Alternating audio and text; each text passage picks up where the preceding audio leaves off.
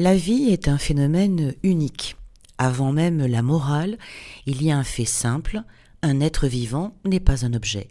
Un objet peut être cassé, remplacé, reconstruit. Un être vivant possède quelque chose de plus, une continuité intérieure, un mouvement propre, ce que les chrétiens et certaines traditions appellent le souffle de vie. Beaucoup d'actions humaines peuvent être réparées. On peut réparer une injustice, on peut rembourser un vol, on peut demander pardon, mais la mort est différente. Elle est la seule action humaine irréversible. Quand quelqu'un ôte la vie, il prend une décision qui dépasse toutes les autres décisions humaines, parce qu'elle supprime toute possibilité de correction. C'est peut-être pour cela que l'interdit biblique est formulé de manière extrêmement simple. Tu ne tueras point. Pas d'argument, pas d'explication, simplement une frontière. Parce que, à bien y réfléchir, qu'est-ce que la vie humaine ? La vie n'est pas seulement un corps. Un corps humain est composé de matière. Les mêmes éléments existent dans la terre, les pierres, les étoiles, mais un être vivant possède quelque chose de plus. Un corps vivant qui respire, qui perçoit, réagit, qui se souvient, qui espère. Il possède en fait une intériorité. À l'intérieur d'une personne se trouve un monde invisible, c'est-à-dire des pensées, des émotions, des souvenirs, des rêves, des questions. Chaque être humain est donc un univers intérieur unique. Quand une vie disparaît, ce n'est pas seulement un organisme biologique qui cesse de fonctionner, c'est un monde intérieur entier qui s'éteint. Dans la Bible, la vie est souvent décrite avec une image très simple, le souffle. Dans la Genèse, il est écrit que Dieu forme l'homme de la poussière et insuffle en lui un souffle de vie. L'image est très parlante. Un corps sans souffle est un corps inerte. Le souffle signifie mouvement, présence et conscience. Chaque respiration rappelle que la vie est continuellement reçue. Personne ne fabrique sa propre respiration. Elle se produit en nous sans que nous la commandions vraiment. Cela donne l'impression que la vie est un don permanent à chaque respiration. Un autre aspect essentiel de la vie humaine est la relation. Un être humain n'existe jamais complètement seul. Il est relié à d'autres. Chaque personne est liée à une famille, à des amis, à des souvenirs partagés, à des personnes qu'il aime. Ainsi, lorsqu'une vie est supprimée, l'impact ne touche pas seulement un individu. Cela crée une onde dans tout un réseau de relations. Une seule vie peut représenter des tas d'autres vies qui en sont affectées. Dans la pensée chrétienne, la vie humaine est sacrée pour plusieurs raisons. D'abord parce qu'elle est reçue de Dieu. Elle n'est pas fabriquée par l'homme. Ensuite parce que l'être humain est présenté comme porteur de l'image de Dieu.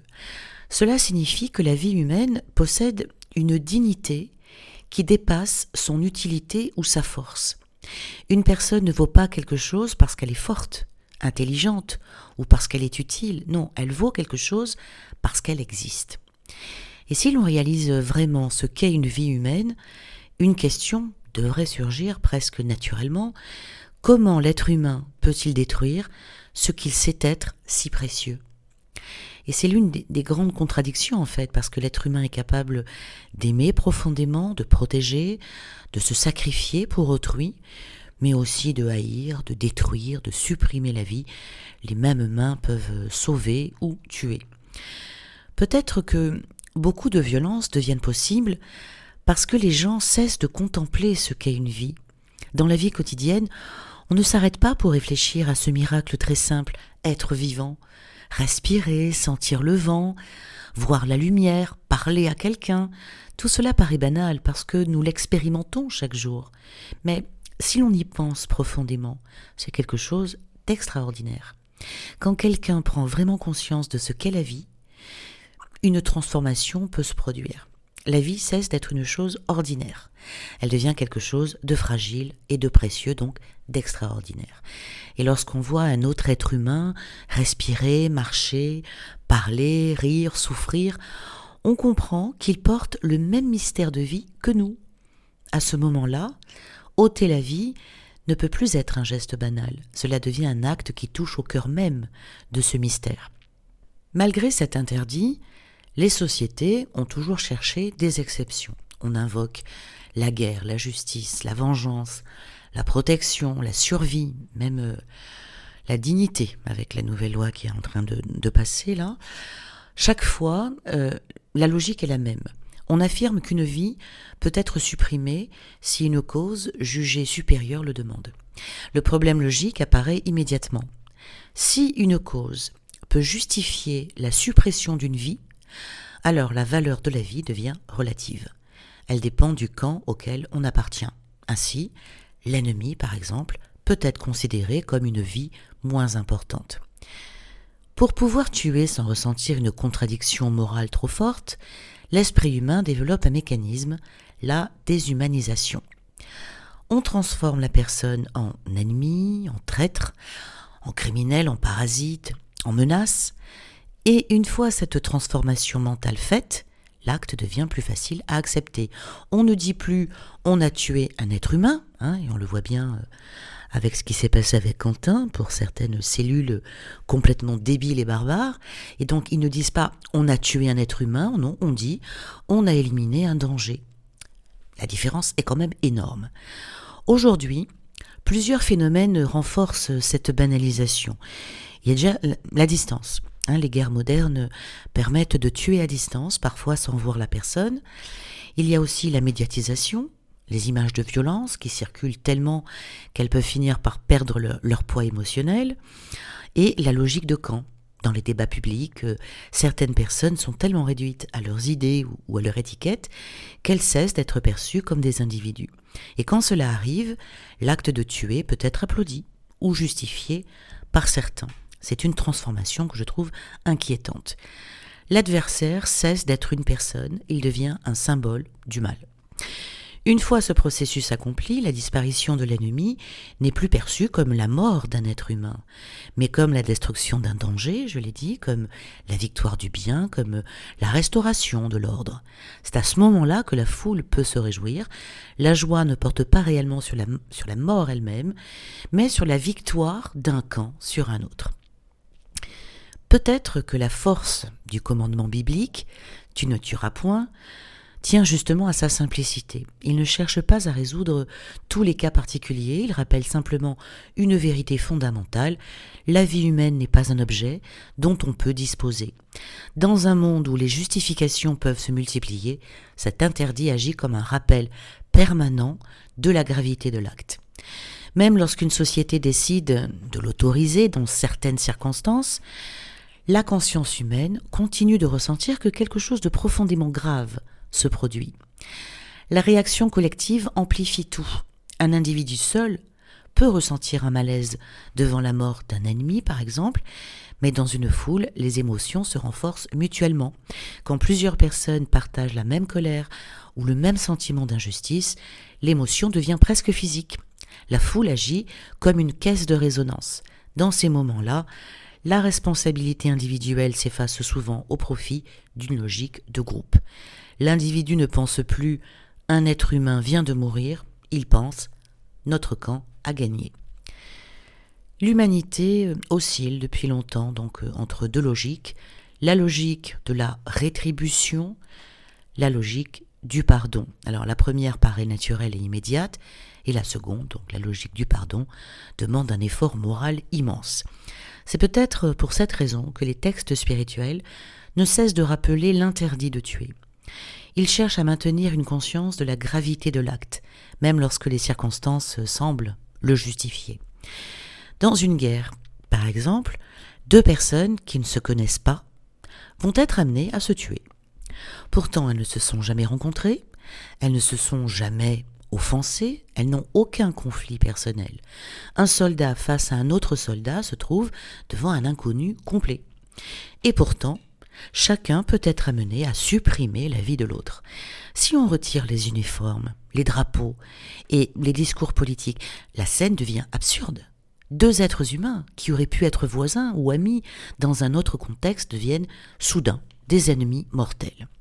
Alors pourquoi cela devient-il possible ? Parce que la guerre transforme l'individu en élément d'un système.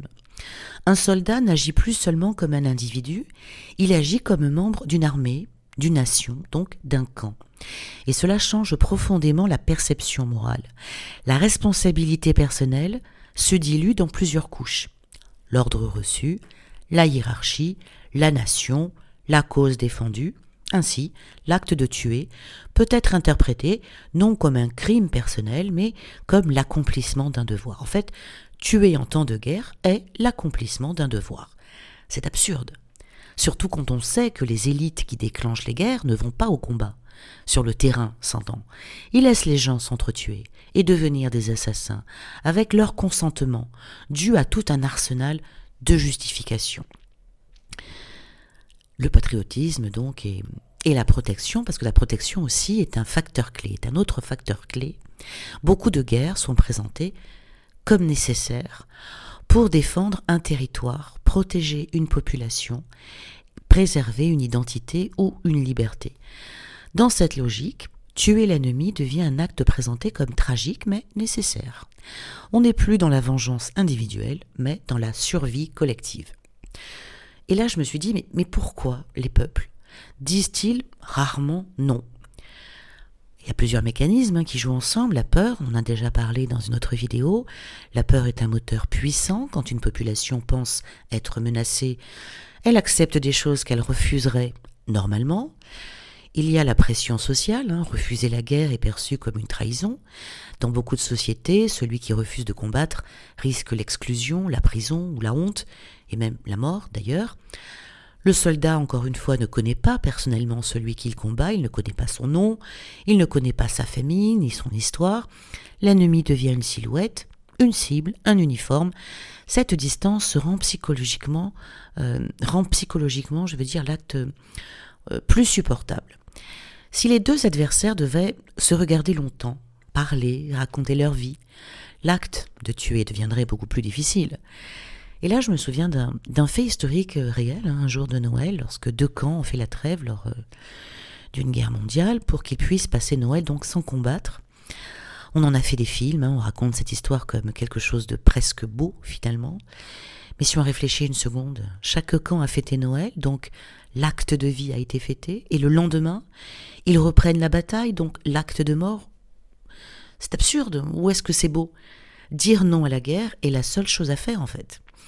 La plupart des guerres sont menées par des personnes qui individuellement n'ont aucune envie de tuer en plus. Pour que l'acte devienne acceptable, eh bien les élites, elles vont mettre en place plusieurs conditions, c'est-à-dire un récit qui justifie la violence, une identité collective forte, une déshumanisation de l'adversaire et une dilution de la responsabilité individuelle. Ce n'est pas toi qui tue, c'est pas toi l'humain qui tue. C'est en fait juste le fait que tu dois protéger ton pays, tu dois protéger ta famille. Excusez-moi, on tue quand même, il faut arrêter. On tue. En théorie, si les peuples refusaient tous la guerre, les guerres deviendraient impossibles. Mais dans la réalité, les sociétés humaines sont traversées donc par des peurs, des rivalités, des ambitions et des mémoires de conflits. Cela crée un cercle difficile à briser, c'est vrai. La pensée chrétienne ajoute une dimension supplémentaire. Si chaque être humain possède un souffle de vie donné par Dieu, alors personne n'est propriétaire de la vie d'un autre. L'interdit de tuer devient donc logique. La vie est reçue, pas fabriquée. Ce qui est reçu ne peut pas être supprimé par caprice. Même quand la justice doit agir ou qu'un conflit existe, l'idée centrale reste la même. La vie humaine possède une valeur qui ne dépend pas de l'opinion que l'on a de la personne. Dans les évangiles, Jésus pousse la réflexion beaucoup plus loin.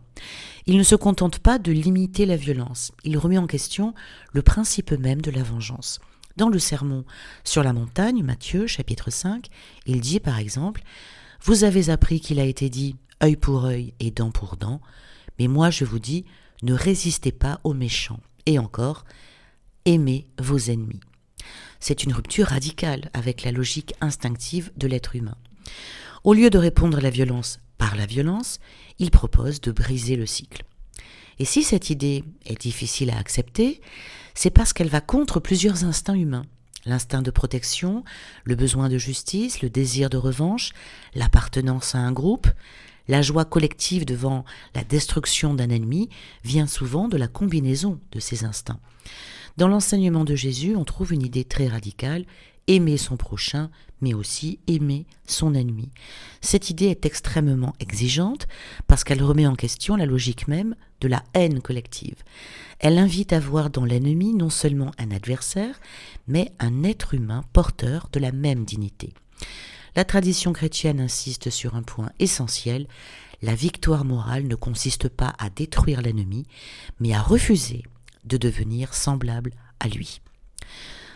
On parle de meurtre comme d'un fait divers, une ligne dans un journal, un sujet de débat, un dossier judiciaire, mais derrière ce mot froid, meurtre, il y a une réalité brutale. Quand quelqu'un tue, il ne fait pas disparaître seulement un corps, il arrache un souffle au monde. Ce souffle, qui quelques secondes avant respirait encore, qui voyait la lumière, qui pouvait encore dire une phrase, qui pouvait encore rire, marcher, espérer. La vie n'est pas un concept abstrait. La vie, c'est un cœur qui bat, des poumons qui se remplissent d'air, des yeux qui regardent.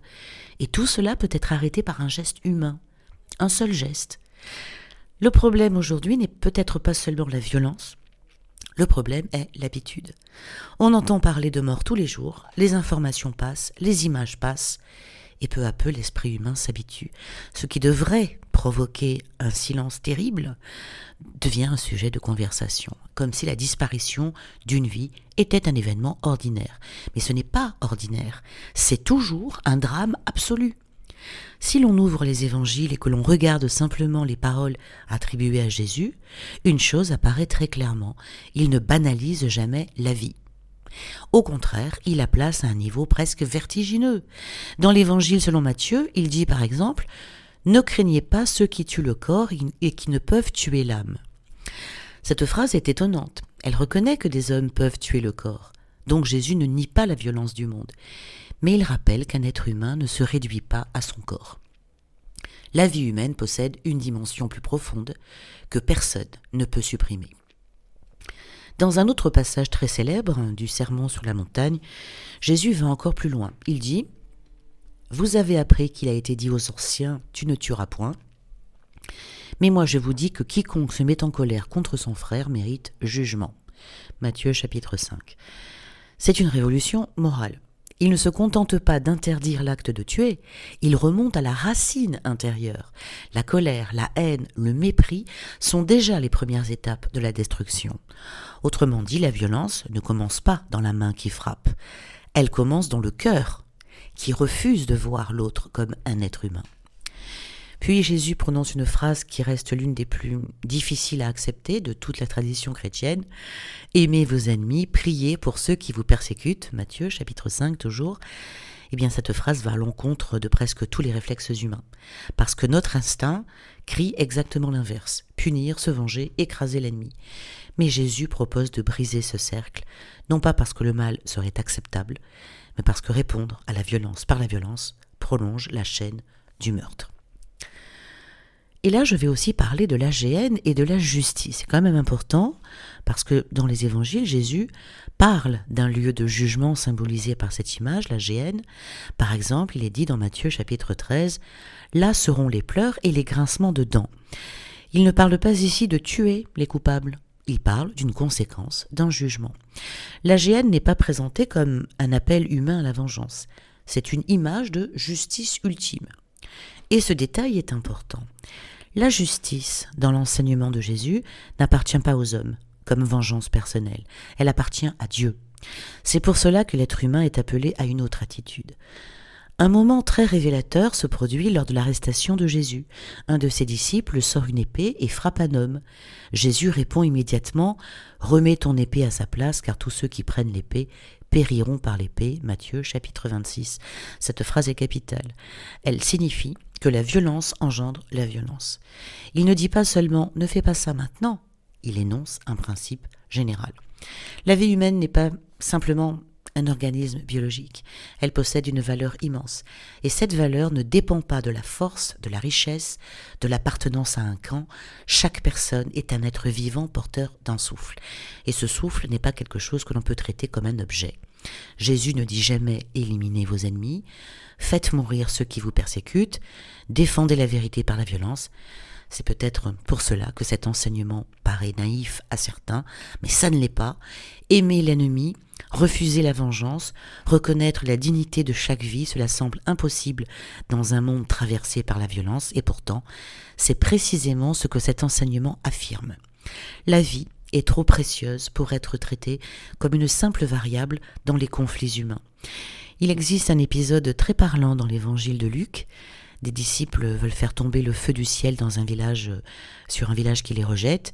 Ils disent « Seigneur, veux-tu que nous commandions que le feu descende du ciel pour les consumer ?» Et Jésus les reprend sévèrement, vous le voyez dans Luc au chapitre 9. Jésus refuse même cette idée. Dans les paroles de Jésus, Dieu n'est jamais décrit comme tuant les mauvais lors du jugement final. Ce qui est décrit est plutôt un jugement, une séparation et une perte, symbolisé souvent par des images fortes qu'on voit, le feu, les ténèbres, les pleurs. Mais on va entrer dans le détail, j'en ai parlé au début, mais je vais quand même rentrer dans le détail parce que c'est important de comprendre ça. Quand on parle de la moisson et de la séparation, dans la parabole de l'ivraie de Matthieu, chapitre 13, Jésus explique « Le Fils de l'homme enverra ses anges qui enlèveront de son royaume tous les scandales et ceux qui commettent l'iniquité, et ils les jetteront dans la fournaise ardente. Là seront les pleurs et les grincements de dents. » Donc Matthieu, chapitre 13. Ce que dit le texte, les mauvais sont enlevés. Ils sont jetés dans un lieu de jugement. Ils souffrent. Mais le texte ne dit pas que Dieu les tue. L'image est celle d'un jugement ou d'une perdition, pas d'une exécution. Dans plusieurs paraboles, Matthieu 8, 22, 25, Jésus dit toujours « Là seront les pleurs et les grincements de dents ». Encore une fois, c'est l'exclusion, la souffrance, la séparation, mais pas un acte décrit comme un meurtre divin. La vie éternelle ou la perdition. Par exemple, Jean, au chapitre 3, « Afin que quiconque croit en lui ne périsse pas, mais ait la vie éternelle ». Le mot « périr » signifie être perdu. Manquer la vie véritable. Alors, ce que cela donne au final, si on rassemble les paroles de Jésus, eh bien Dieu, au jugement final, sépare, juge, condamne, exclut, laisse entrer dans la perdition, mais Jésus ne décrit pas Dieu comme tuant les mauvais, comme un bourreau humain. La logique est plutôt la vie éternelle est offerte, ceux qui la refusent entrent dans la perdition. C'est cela, la punition. Jésus parle de faim, de soif, de prison, mais surtout de séparation d'avec Dieu. Ce qui est la véritable perte. C'est là que réside le cœur du message. Ce n'est pas un meurtre, mais une conséquence directe de leur choix et du refus de la vie véritable.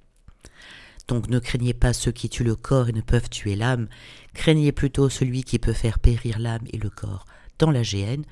Ce verset peut sembler choquer, car faire périr peut faire penser à un acte violent, mais il faut regarder les mots. Ne peuvent tuer l'âme, eh bien les humains peuvent ôter la vie physique, mais ils ne peuvent atteindre la vie éternelle.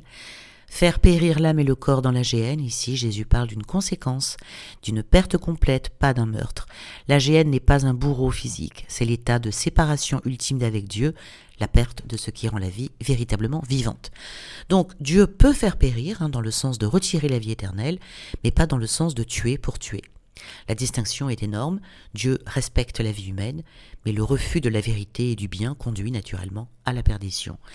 La vie physique peut s'arrêter, mais la vie éternelle, celle qui a du sens, c'est Dieu qui la détient. Donc tu ne tueras pas, les humains n'ont jamais le droit d'ôter la vie ni de juger. Chaque acte a sa conséquence, si tu fais le mal, il y aura une conséquence, pas forcément une punition divine immédiate, mais il y aura une conséquence. Dieu est juge, pas meurtrier, la séparation finale est le résultat du choix et de l'état de l'âme, pas d'un assassinat de Dieu. La véritable perte est la privation de la vie éternelle. C'est ça qui fait réfléchir. Ôter la vie humaine est déjà énorme, mais ôter la vie éternelle est infiniment plus grave. Donc le message fort pour tout ça, quand Jésus dit de ne pas craindre ceux qui tuent le corps, il dit en réalité la vie, la vraie vie, n'est pas ici. Elle est donnée par Dieu. Tuer quelqu'un physiquement ne détruit pas ce qui est essentiel, mais la mort physique est déjà un vol énorme. Et seule la vie donnée par Dieu est vraiment inviolable. Cela place la vie humaine à un niveau sacré. Aucun humain n'a le droit de la supprimer, car c'est la même vie que Dieu a offerte. Et voilà le point central que beaucoup ignorent. Dieu lui-même ne tue pas pour tuer, même dans la moisson finale. Il sépare, il révèle, Il applique les conséquences, mais il n'exécute pas, comme un juge humain avec un couteau. La mort physique des mauvais est une conséquence de leur vie et de leur choix, pas une action directe de Dieu. La géhenne symbolise cette conséquence, ce retrait de vie véritable, pas un assassinat divin. Encore une fois, la vie, rien n'est plus précieux, chaque souffle que nous prenons, chaque battement de cœur, chaque pensée consciente, tout cela est un miracle.